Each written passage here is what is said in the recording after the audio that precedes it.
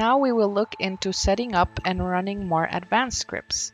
We will use the KMO Python script to perform t-SNE, T-Distributed Stochastic Neighbor Embedding, a machine learning algorithm that is available from the KMO community. This algorithm allows visualization of data in 2 or 3 dimensions, so we can think of it as the machine learning equivalent of Principal Component Analysis (PCA). The data we will work with is an Excel file, so first let's import this data.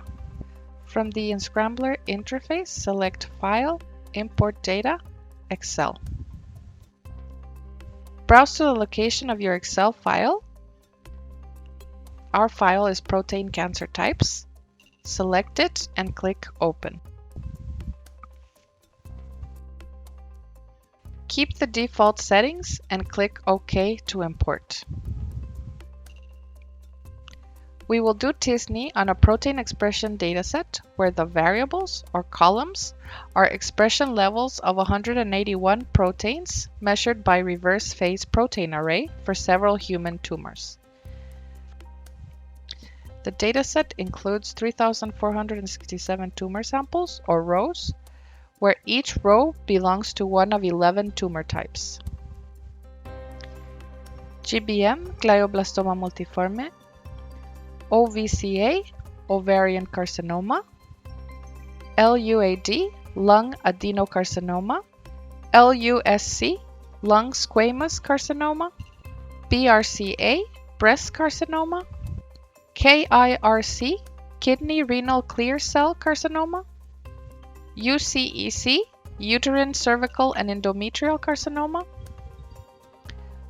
COAD, colon adenocarcinoma, READ, rectal adenocarcinoma, HNSC, head and neck squamous carcinoma, and BLCA, bladder carcinoma. These data have been generated by the Cancer Genome Atlas Research Network. We will apply t-SNE to explore if the cancer types can be separated based on the protein expression data. The first column contains the tumor types, so we have to define it as a category or class variable. To do this, right-click on the column number 1 and select Change Data Type, Category. Click OK on the window that appears, and now the column tumor is defined as a category or qualitative variable. It's colored in orange, indicating groups or classes for the tumor type. Keeping this column selected, click on the Invert Selection icon to select all columns except the tumor column. Right-click and select Create Column Range.